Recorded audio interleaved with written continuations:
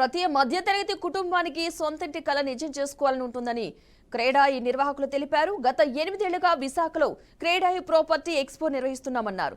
ప్రతి ఏడాదిలాగానే ఈ సంవత్సరం కూడా క్రేడాయి ఎక్స్పో నిర్వహించడానికి సిద్ధమయ్యామని చెప్పారు. తమ ప్రాపర్టీ ఎక్స్పోను నవంబర్ 29 నుండి డిసెంబర్ 1 వరకు నిర్వహిస్తామన్నారు. పేద మధ్యతరగతి ప్రజలు తమ ప్రాపర్టీ ఎక్స్పోను సద్వినియోగం చేసుకోవాలని కోరారు. ఎక్స్పో నుంచి విజయవాడ వరద బాధితులకు 50 లక్షల విరాళాలను ప్రకటించామన్నారు. ఈ సందర్భంగా క్రేడాయి ప్రాపర్టీస్ నిర్వాహకులు బ్రోచర్ లాంచ్ చేశారు. అనేది ప్రతి ఒక్కరి జీవితం నేర్చుకోవాలి అంటే మన విశాఖపట్నం మహానగరంలో కొన్ని వందల ప్రాజెక్ట్స్ ఉన్నాయి.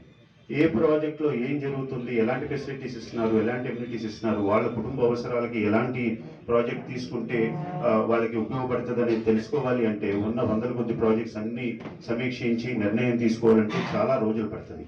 అలాగా ఒక నిర్ణయాన్ని సరైన రీతిలో తీసుకోకపోతే కొనుక్కున్న తర్వాత వారు పొరపాటు చేసామేమో అని ఒక బాధ కలగటం జరుగుతుంటుంది. అలాంటిది జరగకుండా వాళ్ళకి ఒక అవగాహన కల్పించాలి. అసలు ఏమేం ప్రాజెక్ట్స్ మన విశాఖ మహానగరంలో ఈ మెట్రోపాలిటన్ స్మార్ట్ సిటీ పరిధిలో వస్తున్నాయి, లేఅవుట్ ఇన్వెస్ట్మెంట్ ఆపర్చునిటీస్ ఏంటి అనేది అంతా ఒకే ఒక వేదికలో వాళ్ళకి ఏ రకమైన మెటీరియల్స్ వాడుతున్నారు, ఉన్న ఒక స్టాల్ అతను ఏ మెటీరియల్ ఇస్తున్నారు, పక్క స్టాల్ అతను ఏ మెటీరియల్ ఇస్తున్నారు, ఏ రకమైన డిజైన్స్ ఇస్తున్నారు, ఇప్పుడు eco friendly and environment friendly, అసలు పర్యావరణానికి అనుగుణంగా ఏ రకంగా డిజైన్ చేస్తున్నారు, పర్యావరణానికి అనుగుణంగా ఏ రకమైన మెటీరియల్ వాడుతున్నారు, ఇలాంటి అన్ని కూడా తెలుసుకోవడానికి ఇది ఒక గొప్ప అవకాశం. సొంతింటి కళ అనేది ప్రతి ఒక్కరి జీవితంలో చాలా ముఖ్యమైన కళ.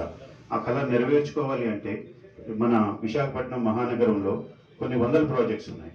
ఏ ప్రాజెక్ట్లో ఏం జరుగుతుంది, ఎలాంటి ఫెసిలిటీస్